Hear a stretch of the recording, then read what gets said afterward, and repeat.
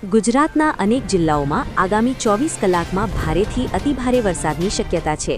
આ વિડિયો અંત સુધી જુઓ કારણ કે તમારા જિલ્લામાં કેટલો વરસાદ પડશે એ માહિતી બહુ જ મહત્વની છે।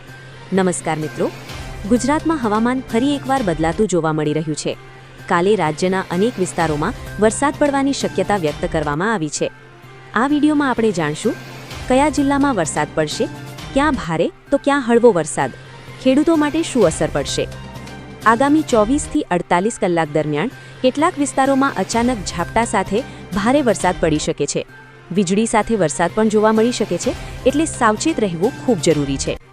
હવામાન વિભાગ અનુસાર હાલ એક વેસ્ટર્ન ડિસ્ટર્બન્સ અને સાઉથ વેસ્ટ વિન્ડ્સના કારણે ગુજરાતમાં વાદળછાયું વાતાવરણ છવાઈ રહ્યું છે।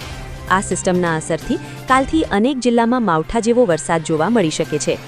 જિલ્લાવાર વરસાદની શક્યતા: ભારે વરસાદની શક્યતા દક્ષિણ ગુજરાત, સુરત, વલસાડ, નવસારી, ડાંગ। મધ્યમ વરસાદની શક્યતા સૌરાષ્ટ્ર, રાજકોટ, જૂનાગઢ, અમરેલી। મધ્ય ગુજરાત, વડોદરા, આણંદ, ખેડા। હળવા વરસાદ અથવા ઝાપટા ઉત્તર ગુજરાત, મહેસાણા, પાટણ, બનાસકાંઠા, સાબરકાંઠા। કાલે મહત્તમ તાપમાનમાં 2 થી 4 ડિગ્રીનો ઘટાડો થવાની શક્યતા છે।